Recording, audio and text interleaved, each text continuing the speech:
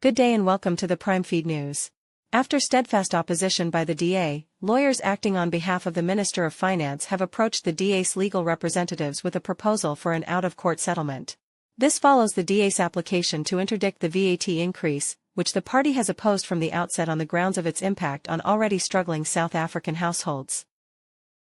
ANC Secretary-General Fiscal says the party has never asked the DA to drop their case at the Western Cape High Court regarding the VAT increase. It's been a long run to this point, but I think today is a cause for celebration because it is the clearest indication yet of what it means to enable a party like the Democratic Alliance, fighting for the people of South Africa, to have the balance of power in the National Parliament. It came as a surprise to me when very late last night I was called by our lawyers to say, we have been approached with a settlement offer by the lawyers for the Minister of Finance. Why did that take me by surprise?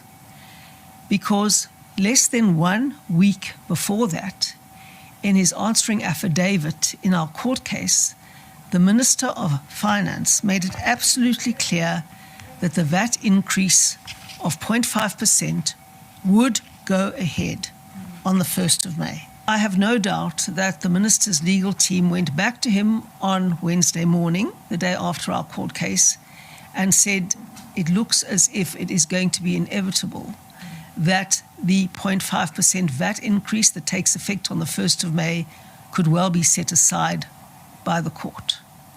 And in that context, it seemed better for the minister to concede before he was perceived to have been forced to by the outcome of the DA's court challenge. Because there's no doubt that the minister, in trying to save face, will seek to present this as the result of his discussions with the smaller parties.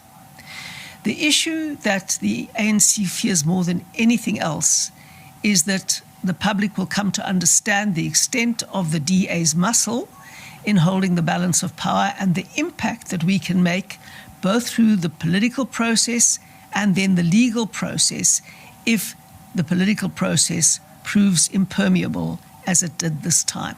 And so the DA will now be pushing very hard for the necessary spending review. Long before this process began, we made proposals to the national government on how we could dramatically save money in the current budget to avert and prevent an increase in any form of taxation. Now, others went to court because it is their right to go to court and all of that, and then went to court with government. We were not cited in court and we were not there. But it is within their right to go to court. And in this particular instance, the pronouncement by Treasury came earlier than whatever they were asking from the courts. And that is the reality. That's what has actually happened in this short space of time. And we have never asked the DA to withdraw the case in court because that is their call.